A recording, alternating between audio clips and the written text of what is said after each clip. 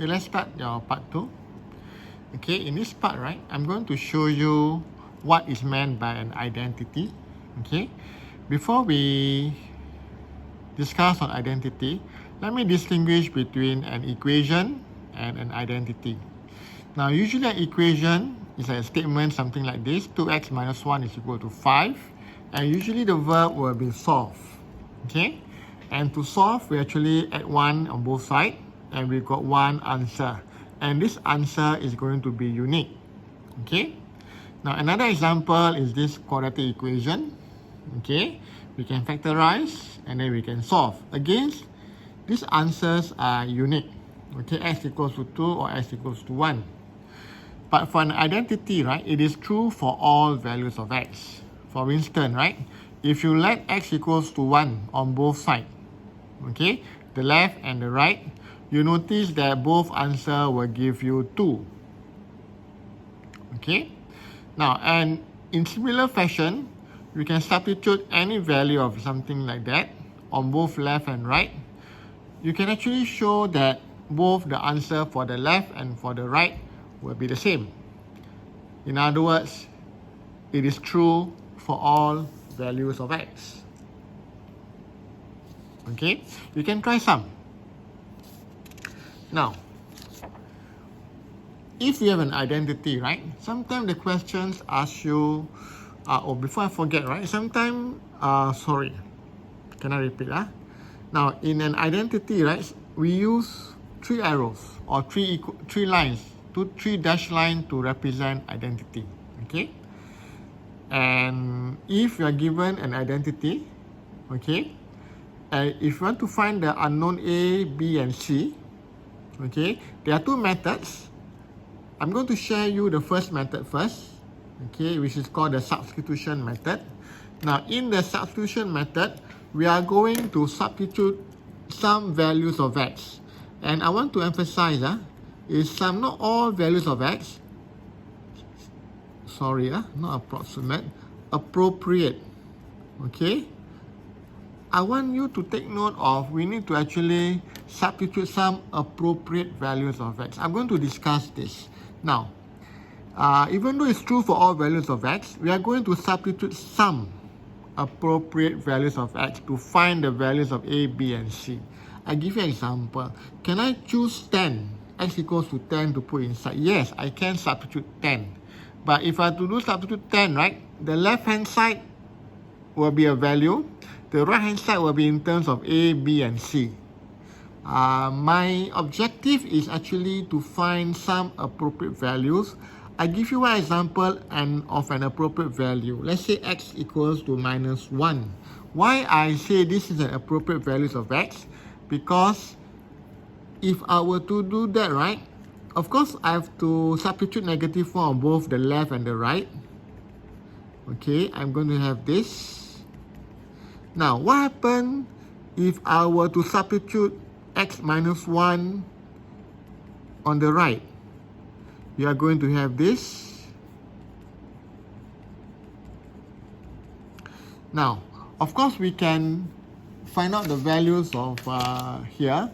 So we're going to have minus 2 here, minus 6, plus 3, plus 6.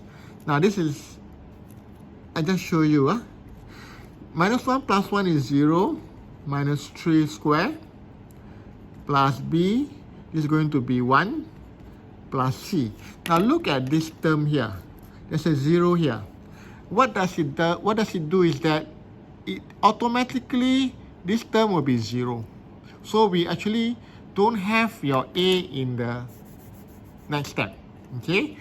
And if you want, take note, right? This is b plus c. Maybe I just put b plus c here. I go and evaluate this, and this is going to be 1. I don't have a here. Okay?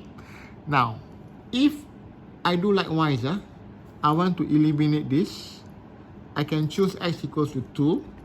What do I get? I get 2 cubed, minus 6 2 squared, minus 3 times 2 plus 6.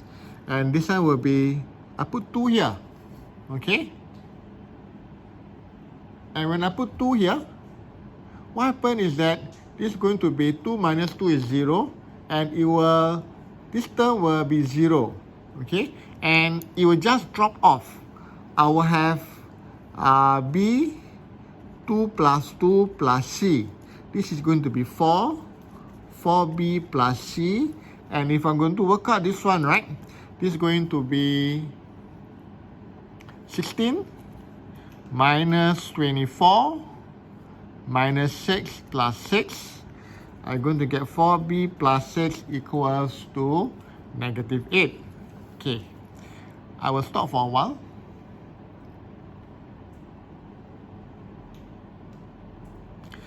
And you know that I can do simultaneous equation.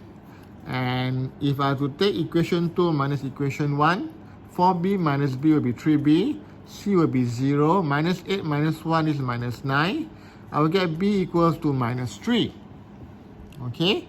If B is minus 3, C will be equals to 4. Am I right? Because B plus C is 1. Okay? So C will be 4. Now, what is the other constant that I don't have? Is A. Now, how to solve for A? Okay. Now, as I said, I have to use some appropriate values of x, right?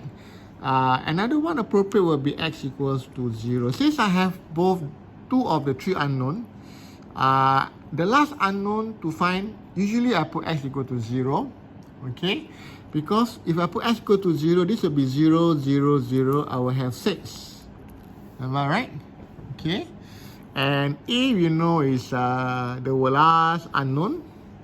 And then 0 plus 1 will be 0 plus 1 here. 0 minus 2 square here. Plus B. B is minus 3. Remember, I prefer to write with a bracket.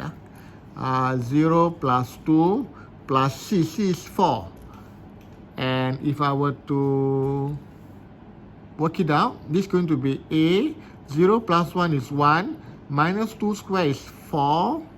And this is going to be plus minus 3 times 2 plus 4. Okay, I hope I got space here. Maybe I just go up. Okay, this is going to be 6. This is going to be 4A.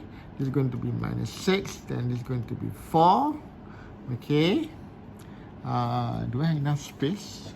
Let me check. Oh, sorry, I have to. Okay, now 6. I do a bit slowly. Minus 6 plus 4 will be minus 2. Therefore, 4A will be equals to 8. A will be equals to 2. There you are. I got all the answers that I want. In other words, A equals to 2, B equals to negative 3, and C will be equals to 4. Okay.